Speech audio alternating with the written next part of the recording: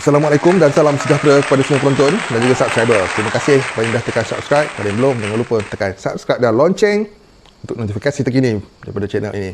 Baik, ya. Okey, video ini ialah susulan daripada follow up daripada kenyataan yang dikeluarkan oleh yang pasti yang korang tengok dekat community post, ya. Okey. Apa pandangan korang tentang kenyataan tersebut? Okey. Pada entry kali ini, aku nak buat satu react terhadap kenyataan yang dikeluarkan oleh pihak KPSP tentang 48% pencarum yang kurang, sangat kurang wang mereka ni.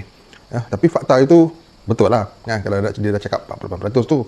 Tapi 48% tu kena nyatakan dengan jelas, itu golongannya berumur berapa. Itu dia. Mungkin orang yang baru bekerja, golongan yang muda-muda, yang baru memegang, dan banyak golongan muda ni berumur 20 lebih baru memegang pekerjaan yang pertama dan baru mendaftar sebagai pencarum, bekerja 2-3 tahun dan memanglah sikit wang mereka. Tapi bagaimana pula yang dah berumur 30-an lewat ataupun 40-an ataupun 40-an lewat, bagaimana pula, dan berapa pula pekerjaan mereka gajinya, dan caruman mereka mestilah banyak. Jadi itu mungkinlah selebihnya, 52% lagi tu, yang mempunyai simpanan yang mencukupi. Okey, tapi yalah, kalau nak ambil kira yang kurang, memanglah yang kurang tu menghampiri separuh, 48%. Tapi yang banyak tu, janganlah dilupakan pula. Okey. Seperti tajuk dalam thumbnail, hari tua yang cemerlang bermula dengan hari muda yang bebas hutang tertunggak. Okey. Jadi kalau kita ambil kira lah, umur yang muda ni yang aku maksudkan bukanlah alam persekolahan, tapi alam yang dah memulakan pekerjaan, 20-an hingga 30-an ni. Okey, golongan macam ni. Kalau daripada umur 20-an, 30-an, malah 40-an menanggung hutang tertunggak, dan hutang itu boleh mengheret sampai ke menjadi masalah guaman pula, ia tidak akan menyenangkan pada kehidupan hari tua. Percayalah. Sebab berdasarkan apa yang aku tengok, yang aku meneliti kehidupan masyarakat ni, mana yang masa muda banyak hutang tertunggak, hutang tertunggak ni akan menjadi satu masalah yang besar bila mereka tua kelak. Okey, dia terguna pakai bukan setakat orang swasta saja, malah kita kan kerajaan sekalipun, sekiranya masa berkhidmat menanggung hutang yang banyak, hutang tertunggak-tunggak ni, maksud aku, maka hutang tertunggak ini akan menjejaskan masa depan mereka. Tambah-tambah pula hutang-hutang yang melibatkan hutang-hutang besar. Jadi hutang-hutang besar ni seelok-eloknya janganlah diberi tertunggak, kerana jika tertunggak ia akan menyusahkan hari tua. Itulah dia point dia dalam entry kali ni. Kehidupan hari tua yang nyaman, kata orang Indon, dan tenang, kata orang Melayu, dia akan bermula daripada hari muda tanpa hutang tertunggak. Okay. Macam-macam alasan diberi oleh pihak KPSP untuk menidakkan nampaknya.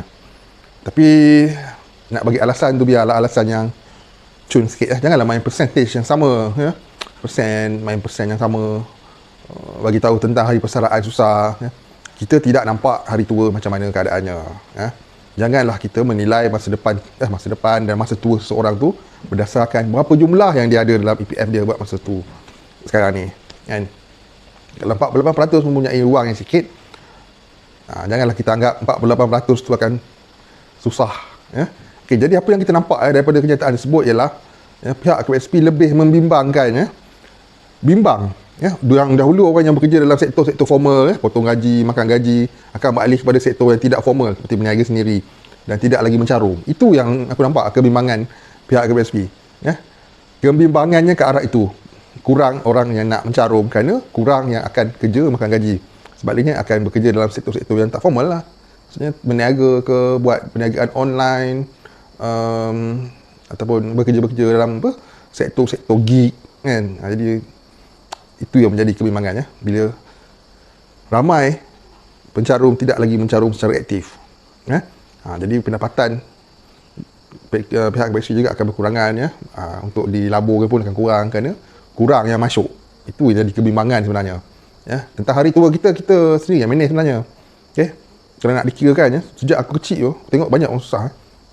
Sebab aku pun bukan asal orang senang tau. Banyak orang susah. Tapi orang susah ni aku tak nampak pun dia orang berharap pada duit KPSP pun. Bila susah, anak-anak dah besar, anak-anak membantu, dan mereka apabila dah tua makin rajin. ada setengah manusia ni, ya, bila muda dia malas sikit. Tapi dia bila makin dia berusia, dia makin rajin. Dan kehidupan tuanya pun taklah sesusah yang disangka. Jadi itulah adanya reaction aku terhadap statement yang dikeluarkan. Kau boleh tengok statement itu di community post channel ini. Aku dah post keratan-keratan untuk korang baca. Dan ini reaction aku terhadap keratan tersebut. Okay. Ada pro and con juga lah. Memang betul lah. Tapi adakah pihak KPSP boleh teropong tengok hari tua orang? Macam mana? Kita tak tahu.